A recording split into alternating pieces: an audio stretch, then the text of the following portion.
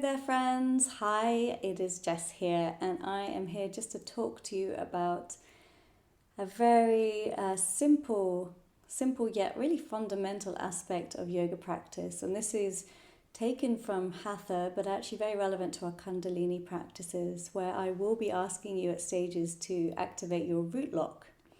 And you may be wondering what on earth a root lock is.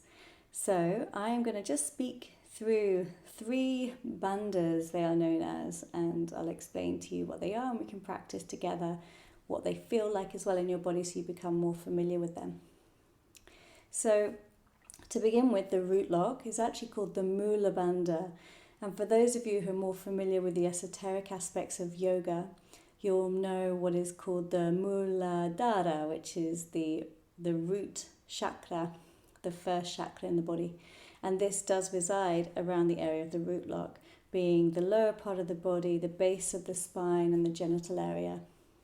So when I say activate your root lock, what I'm actually inviting you to do is to gently draw up your pelvic floor and activate what's called a Kegel.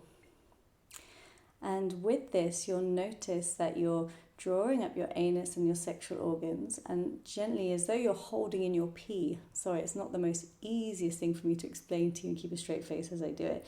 But basically, you're drawing this area up, and what you'll feel is a holding experience here. And you might even be able to relax into this. It's not something you want to do forcefully. It's something that is done subtly, but yet still feels quite powerful, especially when we're doing this with breath work. So let's just practice this Mula Bandha together. How about you take a nice long deep breath into a soft belly and relax into your seat. And come to your natural breathing. And bring your awareness down to the base of your spine, feeling the support of the ground beneath you. And I invite you gently to activate your pelvic floor, the root lock, drawing it in and release. Drawing it in and release. Soften. And again, activate, drawing it up and in, and release. And just take a few breaths as you relax into this now.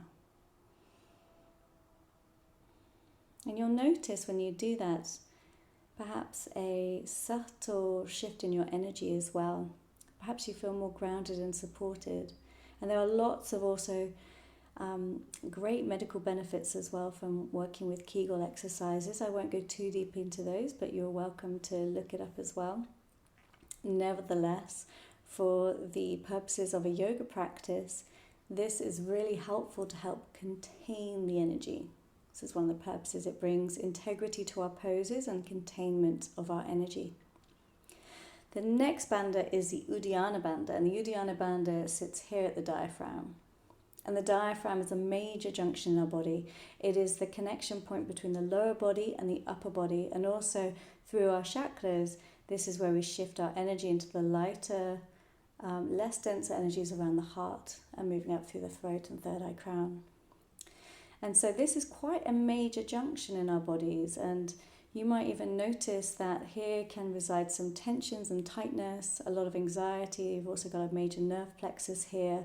So when we have anxiety in the body or worry, we even say, you might even hear yourself say, oh, I've got a funny feeling in my stomach, or that doesn't sit well in my stomach, or I've got butterflies in my stomach. And this is just a wonderful way of describing the sensation that we have when our nerves are activated here. And so you may wish to also release tension through massaging this area, which is something I personally like to do. But also in our practice, what we do with Uddiyana Bandha, with this diaphragm lock, is we draw in and up this area. And I'm going to explain this to you so you can practice it now. You can place your hand to rest on your belly, and if you wish to, place the other one above, just by the diaphragm, so just at the bottom of your rib cage. Take a full deep breath into your soft bellies. And then exhale completely, let the breath go. Draw the belly button in and up and hold it there. And you'll notice a gentle dip here at the lower rib cage. And you'll notice also that your core is activated, not intensely but subtly, feeling a holding here. You may even feel, if you're more sensitive to the sensations of your body, you might even notice how the energy is moving slightly upwards now. Perhaps you're feeling more activated down your arms, around your chest, or even in your belly. See if you can hold it there. Keep drawing the belly button towards your spine and up towards your heart, as though the skin is gently coming under your ribcage. And you should still be able to breathe. It won't feel as easy as it is with a soft belly. And with practice it becomes easier. And release Uddiyana Bandha. Drop your hands down, come back to your natural breath. Perhaps feeling a slight shift as well in your body after that. Now the final bandha that I wish to talk to you about is the Jala Bandha, and this is the neck lock. And the neck lock is quite simple to explain, and for me it's the easiest to practice. You can imagine that you've got an orange and you've placed it underneath your chin, and so you're gently tucking your chin to hold it in place. And as you do this, you'll notice the back of your neck starts to lengthen. And also you may notice that the top of your head starts to elevate.